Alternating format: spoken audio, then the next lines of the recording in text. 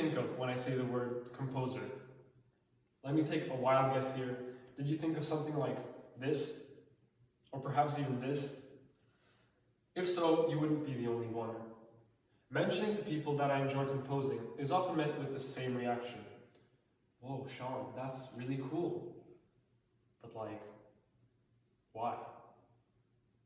A fair question to ask. However, I could never help thinking that I wouldn't be met with the same raised eyebrows had I said that I enjoy something else. More popular hobbies like reading, jogging, or cooking, after all, have direct applications to our everyday lives. Writing music? Not so much. Answering the question of why I spend so much time on composing turned out to be less trivial than I thought. Somehow the simple answer of because I like it didn't really seem like a satisfactory one.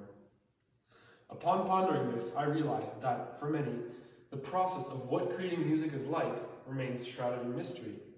And so today, I'd like to share not only one of my compositions, but also a quick backstage look at how it evolved. While there are hundreds of approaches to this, an approach that I often like using is using visual stimuli to spark musical inspiration. For example, what do you see when you look at this image?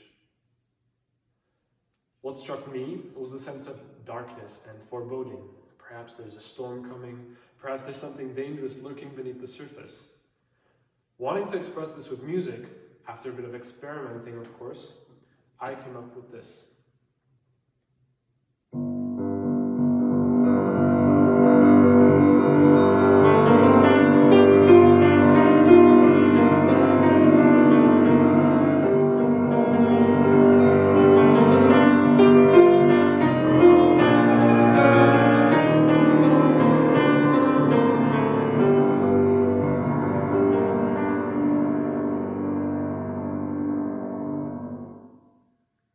I decided to make this the main idea of a piece, much like a seed from which a tree can grow.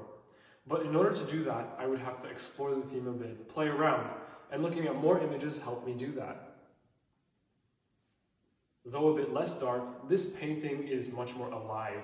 The waves almost make it seem like the painting is moving. To reflect this, I made my left hand more active, I gave it fuller chords, and I put the melody into octaves to make it more dramatic.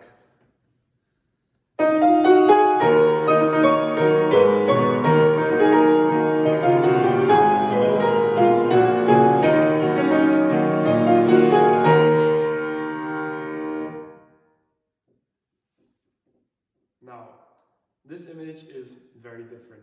It's calmer, it's sunnier. It's honestly a place that I'd kill to be right now. And just as before I used the lower end of the keyboard to create a darker, deeper sound, I'll now use the upper end and alter the harmony to create a lighter sound.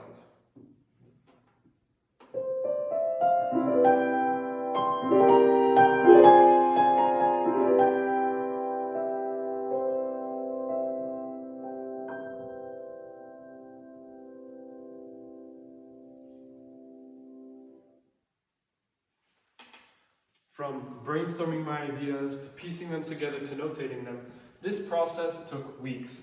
But I hope that you'll be able to identify some of the parts that you just heard, and perhaps even think of the images that you saw. Coming back to the question of why I compose, I realized that the simple answer of because I like it should by all means be deemed a satisfactory one. In fact, be the ideal answer. A hobby's worth should not be measured by standards of pragmatism, how practical or applicable it is to different areas of your life, however great that may be. A hobby's worth should be measured by one thing and one thing only: passion. And I am proud to say that I am passionate about composing. Of course, any music without performance is just black dots on a page. Fortunately, I had the amazing help of teachers, musicians, and fellow students, namely Maria Dvorska, Anusha Petr, Adrian Polak, Zina Rosendahl, Jeremy Chapin, and Tomáš Mann, who helped me realize these ideas. It brings me great joy to present to you Contemplation of the Sea in G minor.